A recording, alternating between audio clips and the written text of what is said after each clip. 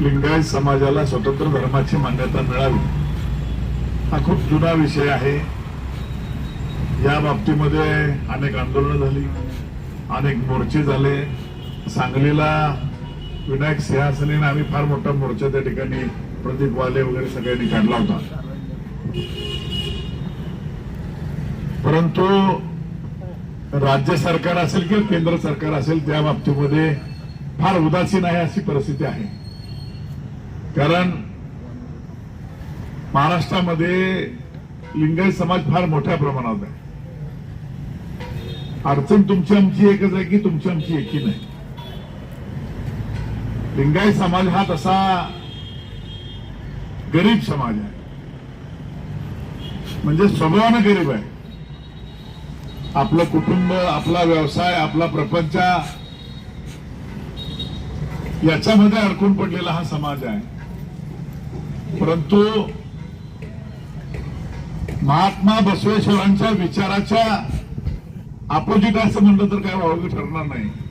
कारण महात्मा बसवेश्वरांनी त्या काळामध्ये क्रांती केली,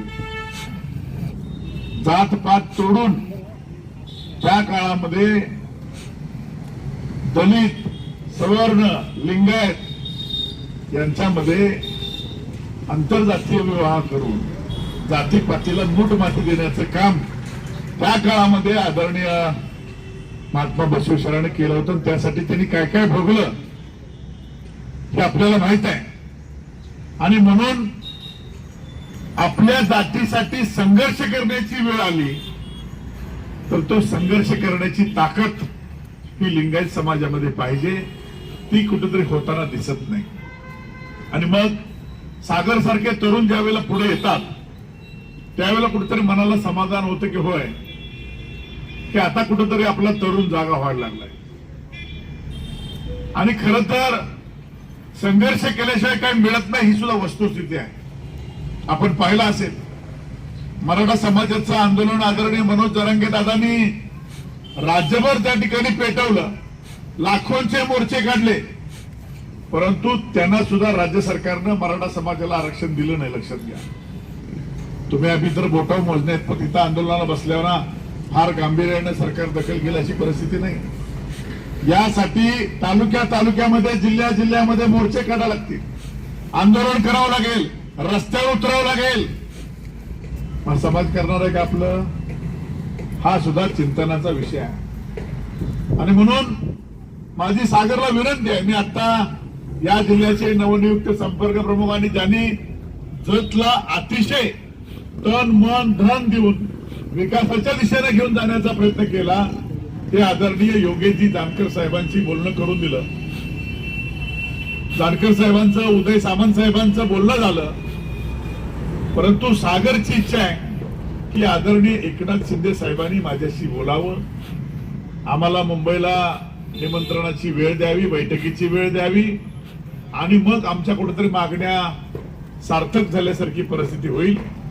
जानकर साहेबांना मी विनंती केली की साहेब आपण शिंदे साहेबांना लाईनवर घ्या, शिंदे साहेबांना भेटा आणि आम्हाला एक व्हिडिओ कॉल जोडून द्या, जेणेकरून या आंदोलनकर्त्यांना दिला तर या ठिकाणी महाराष्ट्राच्या योग्य नेतृत्वाने दखल घेतली अशी परिस्थिती। कारण या राज्यामध्ये आता एकाच माणसावर विश्वास आहे आणि त्याचं नाव आहे एकनाथ शिंदे, की जो सर्व धर्मियांना न्याय देऊ शकतो, जो सर्वांचे प्रश्न सोडवू शकतो, जो या ठिकाणी संवेदनशील आहे। आणि अशा नेतृत्वावर सगळ्यांचा विश्वास असल्यामुळं मला खात्री आहे की थोड्या वेळामध्ये आदरणीय एकनाथ शिंदे साहेबांचा फोन जोडल्यानंतर सागरला आम्ही जोडून देऊ। पण सागर, या मागण्या राज्य स्तरावर आणि केंद्र स्तरावरच्या मागण्या आहेत। लिंगायत धर्माला स्वतंत्र मान्यता मिळावी हा केंद्र स्तरावरचा विषय आहे। महात्मा बसवेश्वरांचं मंगळवेढ्यामध्ये राष्ट्रीय स्मारक व्हावं हा राज्य पातळीवरचा विषय आहे। महात्मा बसवेश्वर आर्थिक विकास महामंडळाला 500 कोटीचा किंवा 1000 कोटीचा निधी मिळावा, त्याला स्वतंत्र दर्जा मिळावा, त्याला जिल्ह्यात स्वतंत्र ऑफिस असावं, लिंगायत समाजातल्या प्रत्येक तरुणाला, सुशिक्षित बेरोजगाराला या ठिकाणी बिना व्याजी कर्ज मिळावं,